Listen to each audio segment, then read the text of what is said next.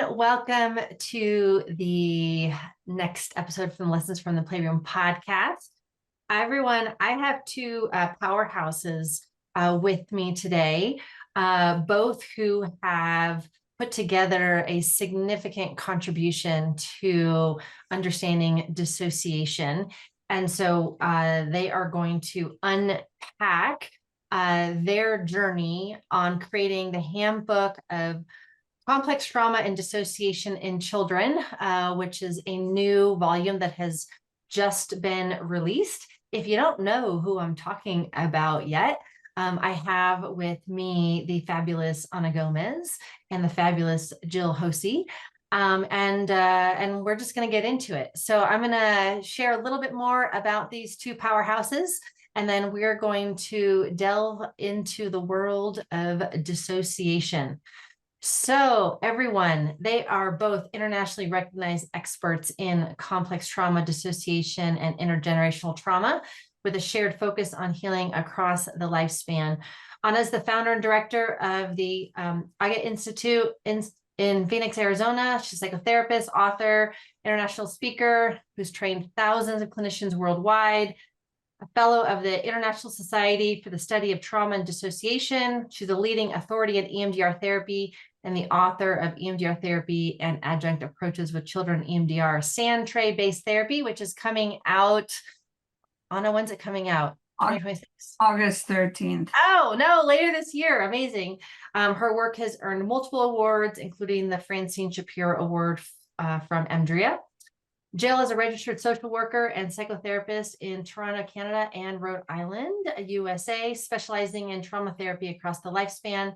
An EMDRIA approved consultant and trainer with the AGA Institute, faculty with the ISSTD. She's known for her work integrating the Safe and Sound protocol into EMDR therapy.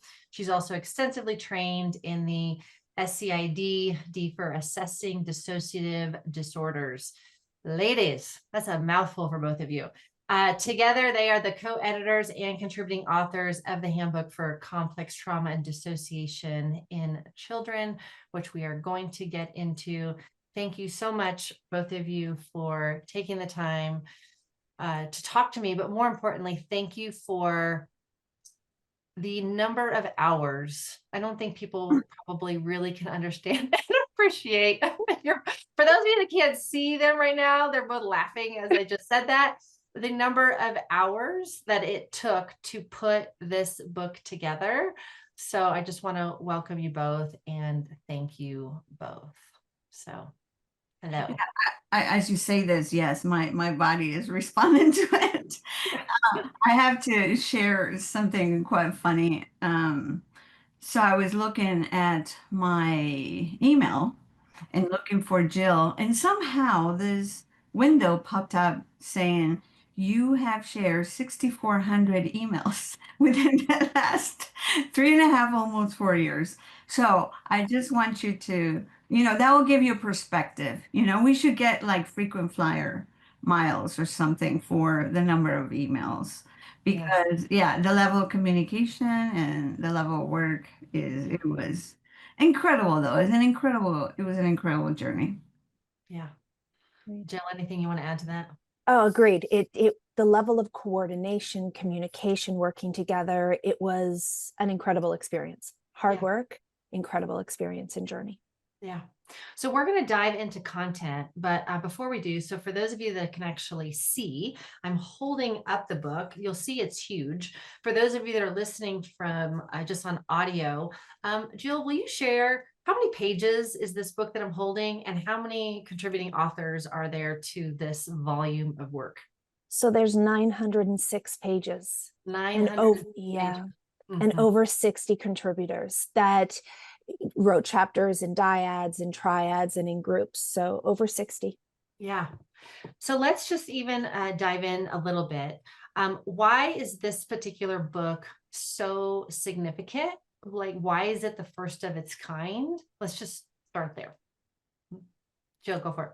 Okay. So this book brings together various aspects of working with children in dissociation and complex trauma that oftentimes you see separated.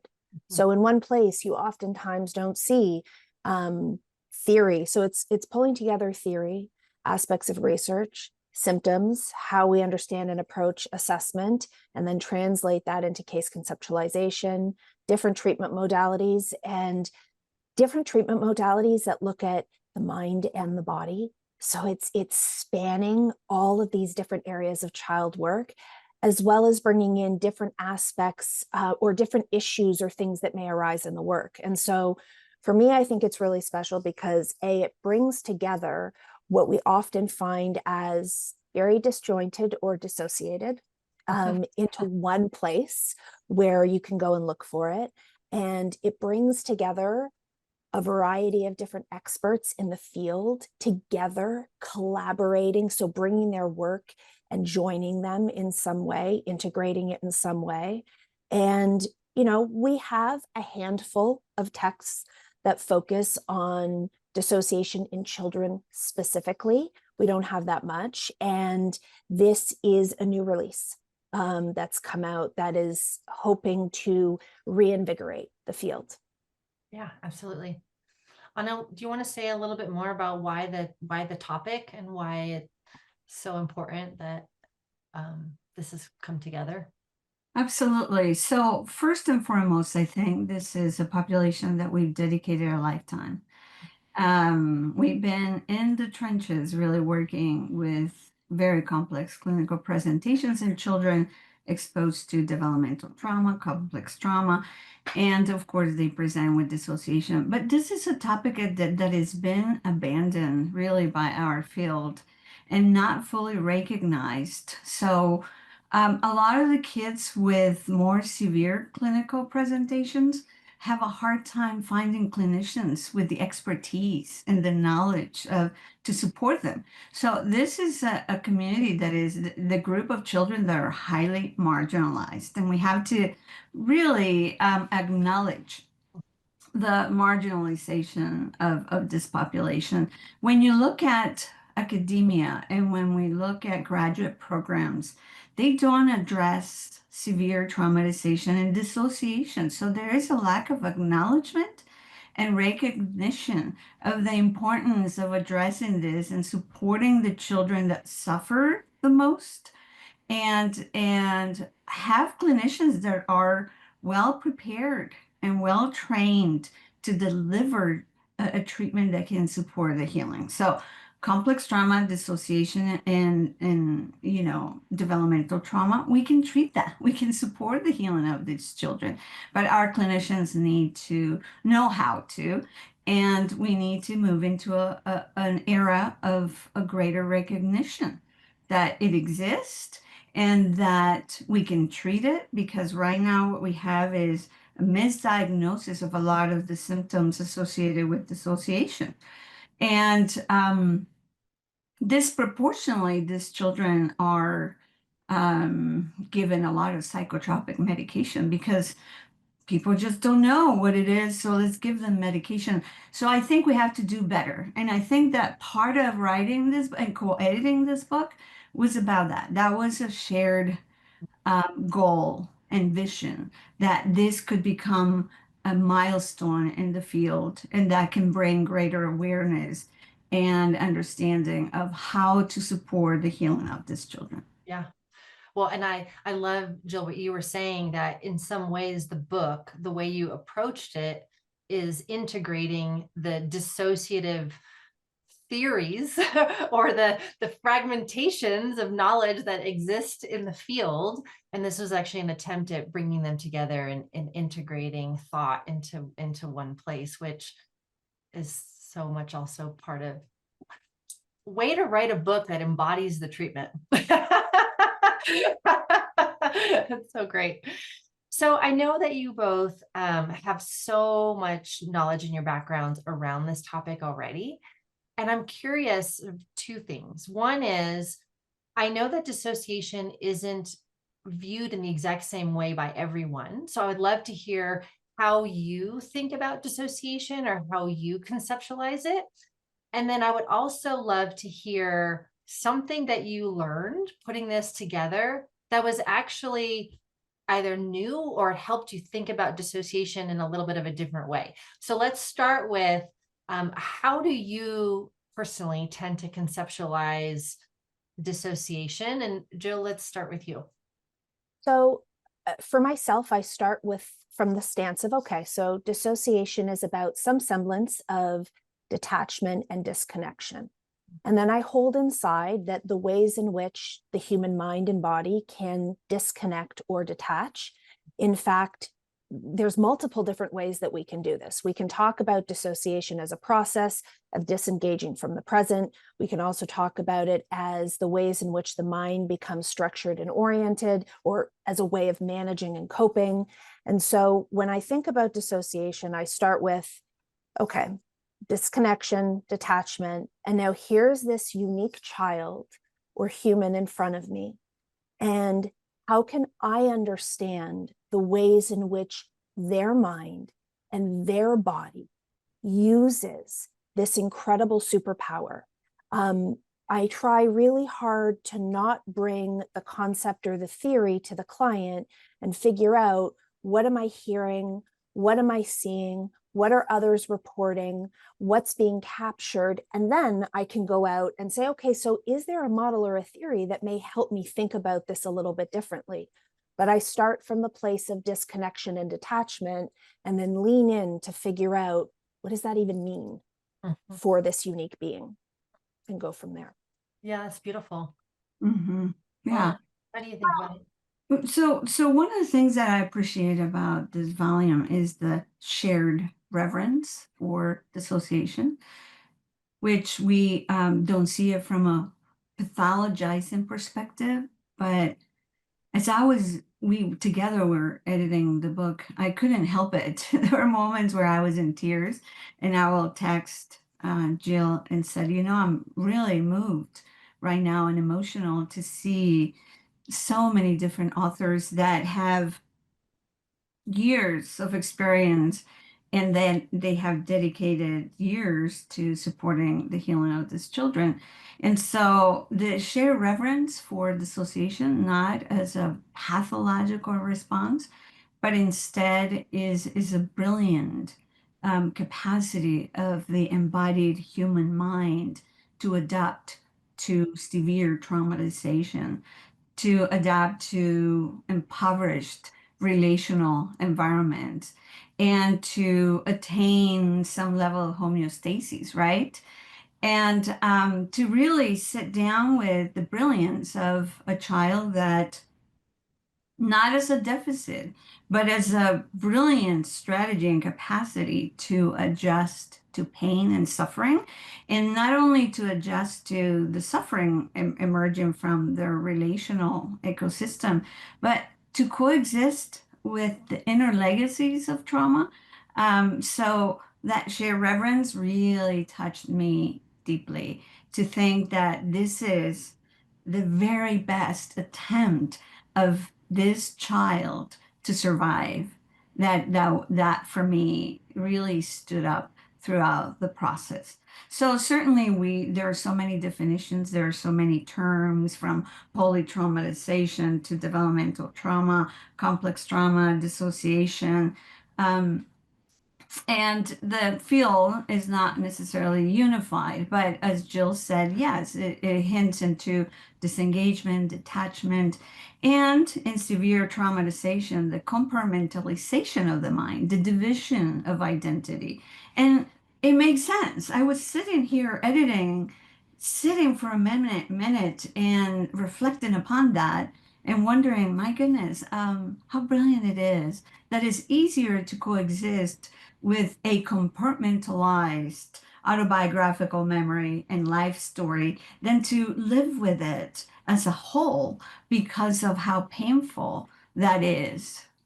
Because these children quite often are abused and hurt and wounded within that sacred parent-child relationship, and important interpersonal relationship. So I think for me, this is what really stands out. So as you were editing these 60 chapters, what was there something or a particular, I don't know, I could only imagine that as you're hearing different perspectives, that your own thinking expanded along the way, even though you already had such a strong foundation. What were some of those pieces that you read, or that the putting the book together really, I don't know, just took you into another realm of appreciation or understanding?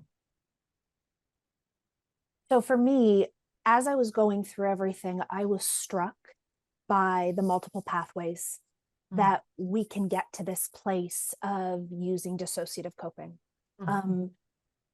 I think sometimes, and I think this is regular, we can sort of get stuck in one way of thinking and one way of conceptualizing and understanding things. And as I was reading and editing the chapters, it really, what stood out for me, and I gained a deeper understanding of, are these different pathways through attachment, the aspects that we actually don't talk about. So the quieter, more invisible forms of trauma as a pathway to developing dissociative coping, the ways in which the body and the nervous system is involved, the ways in which the mind, it expanded my way of thinking about it, and brought many confusing moments of trying to take a moment and gather myself and really understand what I was reading. But what I walked away from was this this strategy, this way of managing the intolerable, this way of turning away from what we have no other way of managing or coping with, particularly as children, and all the different ways that we get there. And that stood out for me and has transformed my practice. It's expanded my thinking. When I show up and I'm working with someone, I'm now stopping and thinking, okay, hold on, I now know there's multiple different ways of getting to the same place. What am I missing? I think that's so beautiful, because I think that we hear trauma, and dissociation, but dissociation connected to this seemingly huge, massive, thing. And you're not to say that these sort of smaller, you said, unspoken traumas aren't also big and massive, but we don't tend to talk about it in that way. And that there are many, I'm loving what you're saying, that there's many things that can be that can register as traumatic, that can lead to the outcome of dissociation. It doesn't have to be this big event that we tend to focus on in the field. So thank you, Jill, for highlighting that. Anna, what about you? Well, so many things. I have a curious, active mind, but some of the things that were coming up for me. So one is a new perspective of um, dissociation, not as something that we need to eliminate. It's about understanding, because it's really the very best attempt of the child to accommodate to severe traumatization, to chronic exposure to trauma during sensitive, especially sensitive periods of development. And to truly understand what's underneath, that this is the best way of coping and being part of that relationship and preserving the relationship and being with that caregiver, because again, the survival depends upon that relationship. The other piece that really came for me was to see the diversity that exists in our field. This book really represents a kind of a baseline of where we are. And it was incredible to see the advancements, all the work of this shared wisdom and the work that many of the contributors have put. I mean, for many of them is a lifelong dedication. I mean, they've dedicated their lives to exploring complex trauma and dissociation and working with this population. So for me, it was to see right in front of my eyes unfolding where we are, really where we are, and to be proud of what we as a collective have accomplished. On the other hand, though, it was an opportunity for me and now for the field to see where are the gaps, right? Where are the places where we need to do better? Because these children are still out there, going to school, um, in our neighborhoods and residential treatment facilities, and they may not be receiving the care that they deserve. And the movement of trauma-informed care really lacks the understanding of complex and developmental trauma and dissociation. So I think this book also creates that baseline for us to see, okay, there's work that needs to be done in every single area, from assessment to treatment to, how do we work systemically or individually? So there's still a lot of work to do. I remember one of the conversations, Anna, that you and I had with respect to my chapter, because we were talking about um, similar language, Jill, that you used around sort of detaching or moving away from the self. And I remember that even prompted a conversation of, well, what is that?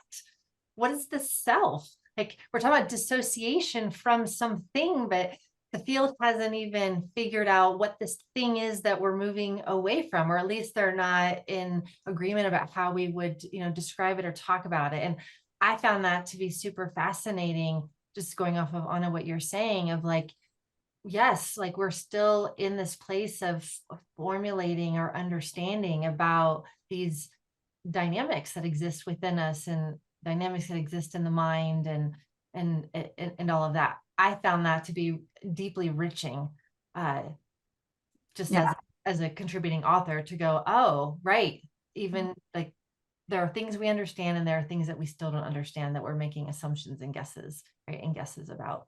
Totally. And sometimes there is not awareness of self.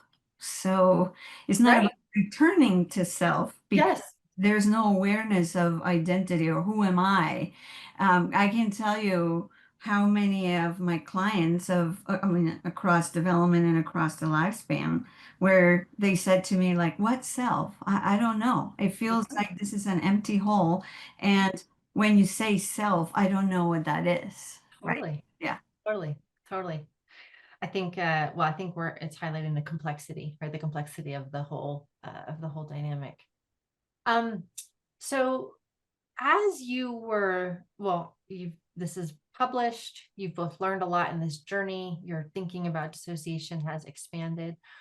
What do you think are some of the biggest either misunderstandings or biggest things that you really wish clinicians that work with kids really understood about the dissociative process? I've already heard a couple, which is that it's adaptive and that it's not pathological, and so we need to shift our paradigm away from that. But what else? What's a big, what do you hope? Does that make sense? Absolutely. For me, to two responses. So the first part is to not make the assumption that we can see dissociation as it emerges in any space or place. That these are a series of internal experiences unique to this person.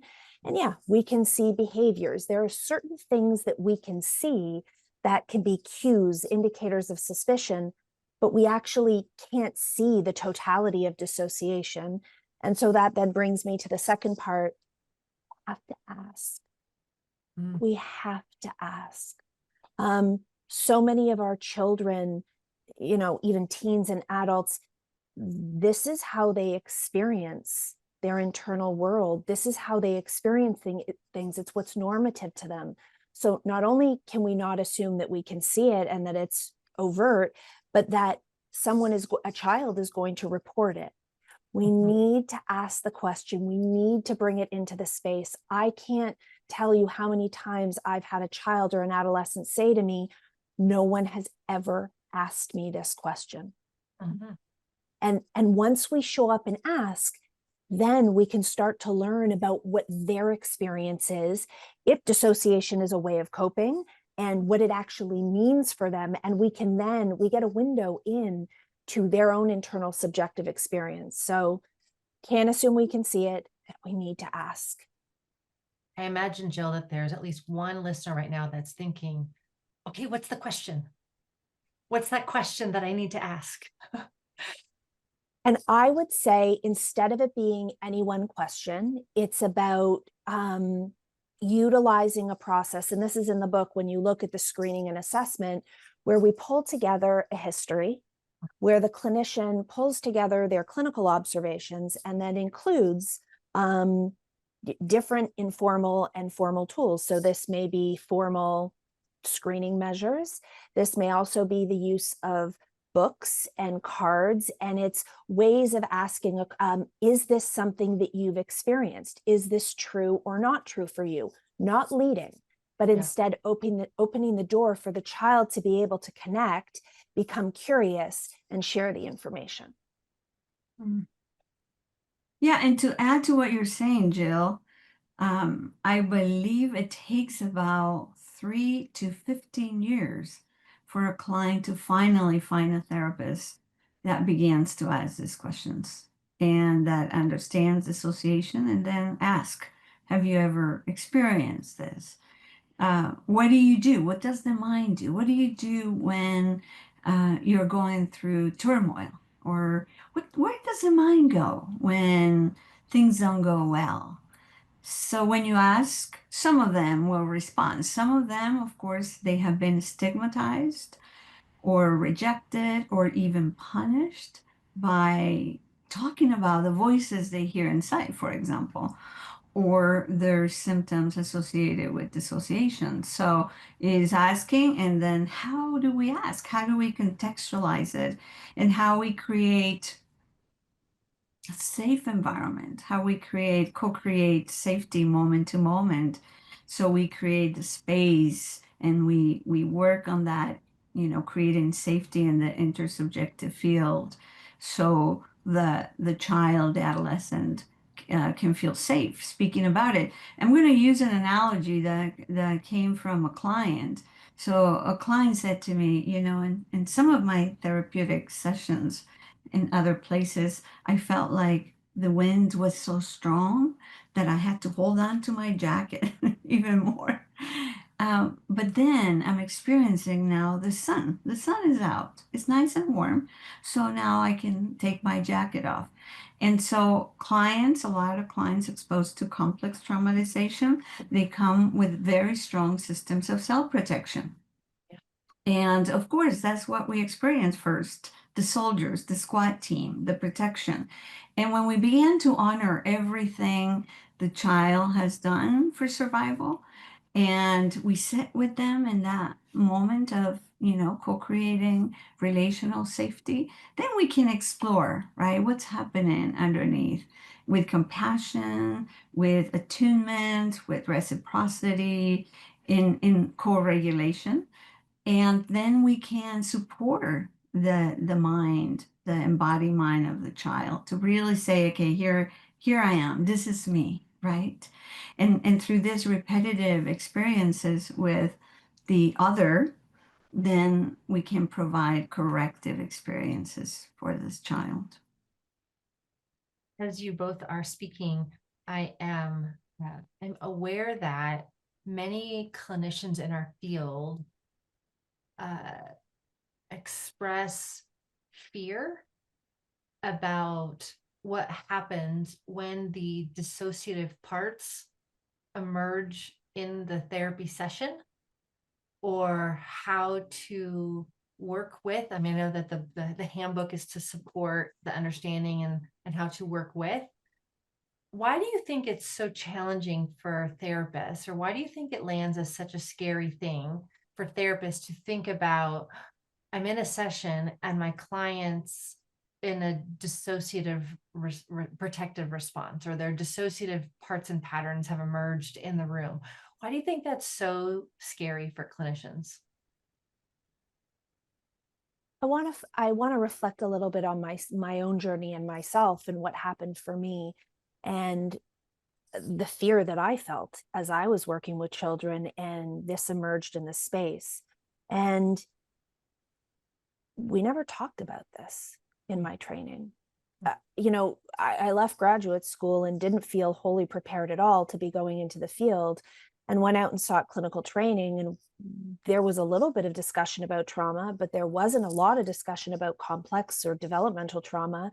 There was no discussion about dissociation. And so when it emerged, it was almost like the first time that I was experiencing it. And for me, I then reacted to that through my own lens and my own experience, freezing and not knowing what to do, and going to this place of feeling myself inadequate, not knowing what to do as a therapist. And so, I think if we were able to start having these discussions earlier on and speaking about the incredible ways in which the mind can protect, create distance, and can function, I think that people may not have the same experiences when it emerges in the space, because it becomes a consideration. This may be how my client has learned to cope and how their mind has organized things. And then when I think about, why don't we hear about this? I think that we inherently still live in a society where it still feels very difficult to talk about how dissociation comes to be. I think it's still hard to have discussions about child maltreatment. If we have to talk about dissociation, we have to talk about where it comes from. And I think we still struggle with that. And I believe there's hope, and that's part of what the book brings. But I think, when it emerges, it can become quite jarring. And we just didn't expect it and never learned about it. I was thinking that, like you said, Jill, I think that lack of understanding of what is dissociation, the roots and the heart and the essence of complex trauma, creates some fear of the unknown. What do I do? This seems weird. And of course, Hollywood didn't make it easy for us, because of course it made it quite pathological and crazy and weird. And the fear of the unknown. The thing about therapy, though, is that a place where we live. Yes. The more, That's the landscape. Yes. more we embrace the unknown with reverence, right? And knowing that it's okay to be there. Psychotherapists sometimes believe that therapy is delivering this room where we always know what to do. And I think no matter how many years you've been doing therapy, you're going to tap into the unknown. And the belief that psychotherapy is this neat and nice process without turbulence, I would say is naive, because psychotherapy is messy, as it is our human experience. We can't expect orderly processes as we deliver treatment. So I would say it is important that we don't fear dissociation, but it's important that we respect it and honor it, right? Because in the field, sometimes we see two extremes. One, whereas it's very nuanced by fear. Don't go there. Be careful. Don't work if with this child if the child is dissociative, or don't use certain therapeutic approaches. And the other extreme is, you go for it. Just jump in, go for trauma work. And I don't think, I mean, that neither of the two extremes really support children in healing. I think that we need to get acquainted, understand it, learn about it, feel comfortable with it, and also comfortable with the unknown. And second, honor it and respect it as well. So we take our time to truly understand how this child has been internally structured by the environment. We understand the child as we understand the cognitive, the emotional, the somatic, the behavioral elements that emerge moment to moment. And then I think we have the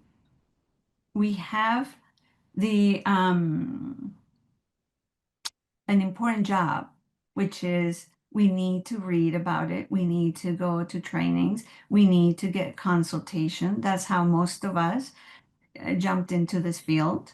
I remember I had a client, it was actually an adult, where I had no one to refer to.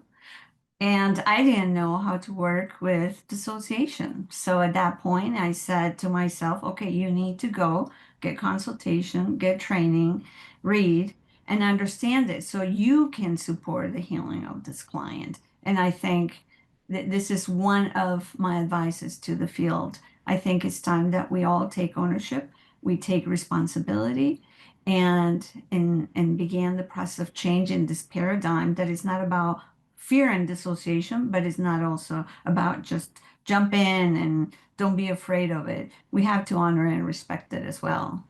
Yeah, beautiful. I want to name a piece that I observe, and I would love you both if you want to add to it or say something different or however.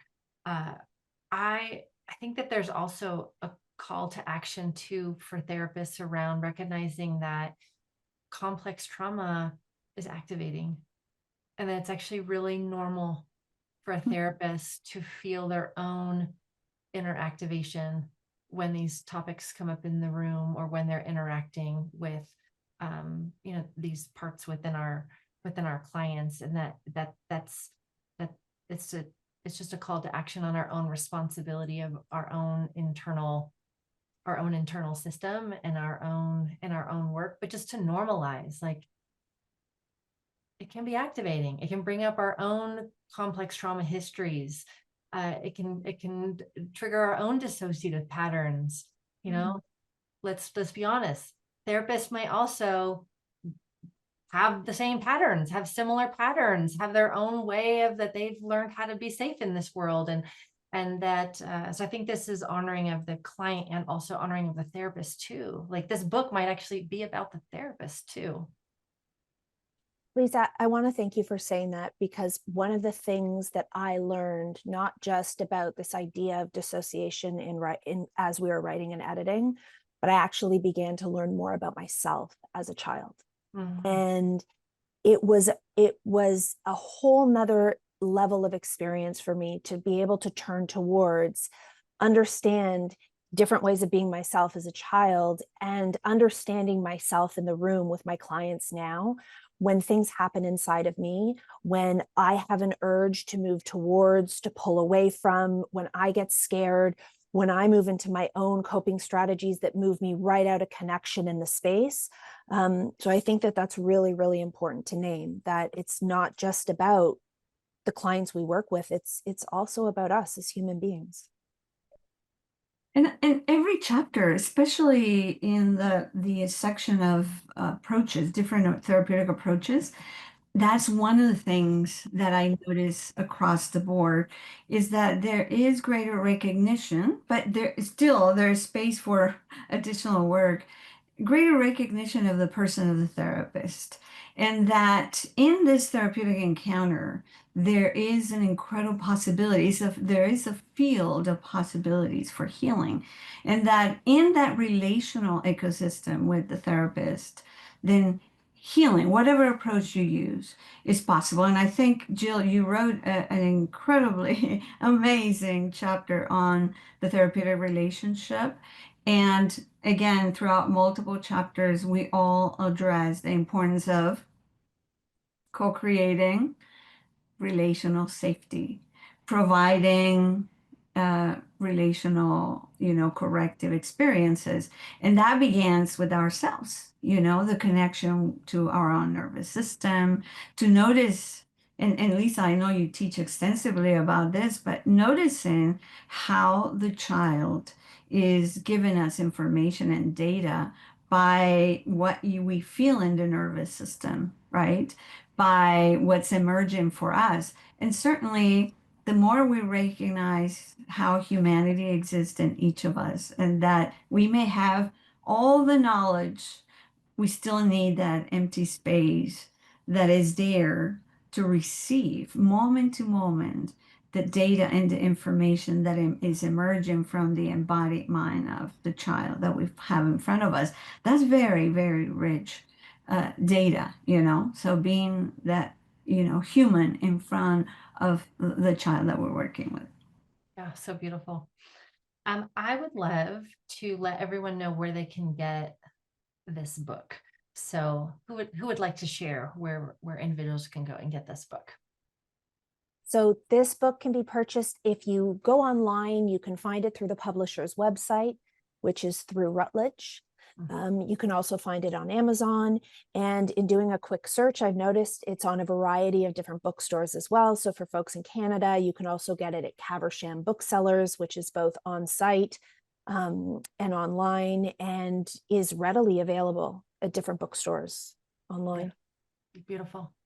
I truly believe that this is just one of those books that is just necessary for clinicians to have in their, and I say collection, but when I say collection, we know that we collect books and we don't read them. That's not what this book is. This is not one of those books that you collect because it looks nice and pretty and you put it on the shelf. This book is filled with so much wisdom, so much knowledge, and it's just one of those books that I think is important that clinicians return to time and time again. There may be a piece that feels relevant in one moment and then relevant in the next moment, and because it's so the depth and breadth that you cover is just, it's just so beautiful. I want to thank both of you again for shedding light on a topic that needs attention, for pushing the understanding and pushing our field forward for the understanding around complex trauma and dissociation, for being an advocate for the kids and families where this is their lived experience. You've created something quite significant for clinicians and for children and families. I just want to thank you both. Mm-hmm. Thanks, Lisa. Thanks for creating this space for us, for having this conversation, because this is all a part of moving our field forward.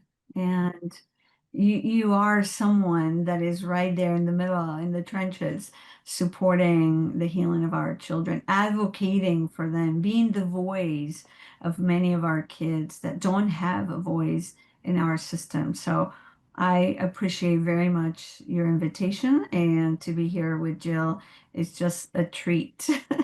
Couldn't say it better myself. Thank you so much, Lisa, for having us and allowing us to share and be together in the space.